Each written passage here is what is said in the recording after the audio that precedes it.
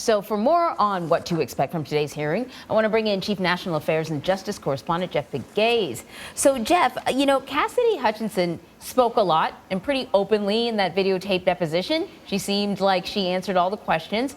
What does the committee want to ask her now then? Why do they feel the need to ask her in front of a live audience, if you will? Well, for this committee that is trying to establish a case here, this is, you know, one of the insiders. She's close to Mark Meadows, who was, of course, close to the president, being his chief of staff. And so for anybody watching these hearings and saying, boy, I wish I was that fly on the wall, Cassidy Hutchinson could be as close to that as this committee is going to get. And so having her live testimony is more impactful than what you saw in those taped taped testimony. And so having her in this surprise hearing, and whether it's a surprise hearing or not, you know, that is up for debate. Was this just theater on the part of this committee as it carries out these hearings across the summer, a way to drag it out to introduce more suspense? We'll see, but that's what we're expecting. Interesting. So let me ask you, Jeff, it's something that you sort of raised. This committee, even though there are Republicans on it, as we know, has been attacked by many people, specifically on the right, who say it is actually not a bipartisan hearing. And if it is political theater, I mean, they would lose all credibility, right? Don't you? I mean, Anne Marie, I mean, if this is not John Dean, who we all know, John Dean was the lawyer in the Nixon White House who testified during the Watergate hearings. He tweeted that if this isn't what they're hyping by making this an unexpected, Congress is on vacation or wherever, you know, whatever they're doing when they're off these 2 weeks, right? So John Dean said if this isn't going to rise to the level of a bombshell testimony such as we heard at various moments in Watergate, they should call it off. So, I mean, it's got to be something, or it's just going to mean that they're going to lose that credibility, Jeff.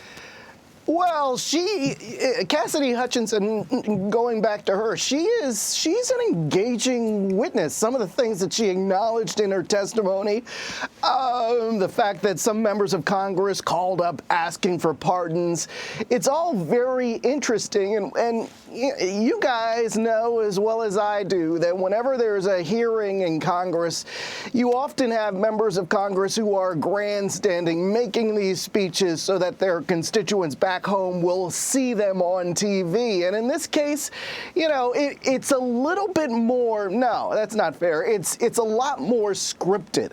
They are sticking to the facts because they're also trying to reach not only the audience that believes that what they are saying and doing is valid, but also the people who doubted January 6th, that it even happened, doubted former President Trump's alleged role in the insurrection. And so they're trying to reach a specific audience, and that's why you have it scripted. You and I are about the same generation. I remember in the summer, and I forget what year it was, but I was on vacation with my family. I remember my family watching the Iran-Contra hearings and how popular those hearings were. So you have seen over the last couple of weeks how the American public is tuned into this. The hearing members, they know, the committee members know that they have America's attention, and they are going to use it to the best of their ability. And that's what we're seeing today, or we will see with this surprise hearing. So let me ask you about one more thing that we learned. There's a court filing from former President Trump's former attorney, John Eastman, not just former attorney, but basically the guy that everyone says was kind of the mastermind behind many of these schemes to throw out the results of the election. He says the FBI took his phone and he wants it back. What else can you tell us from the court papers? Yeah, I don't know why. And we just saw him in a clip there on another, on a cable network talking about what happened. I don't know why those guys do this, because he is under investigation. No matter what he says, he is under investigation. Now, that specific search warrant came from the Department of Justice Inspector General. And what that means is they are looking at activity within the Department of Justice. And if they got his cell phone, and I'm not speculating about this particular case, but whenever an investigator grabs somebody's cell phone, they want to know who they've been in contact with, what they might have been talking about, the duration of their conversation, who's in that contact list in his phone. As you know, we all carry very sensitive information these days in our phones, and so that's what investigators are after.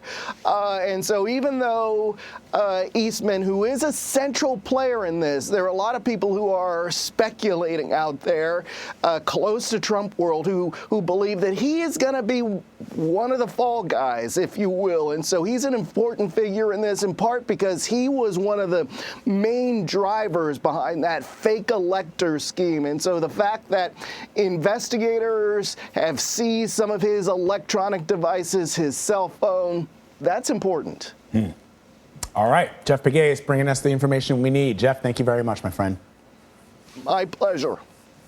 We will bring you live coverage of today's January 6th committee hearing in a CBS News special report. You can stream it live starting at 1 p.m. Eastern.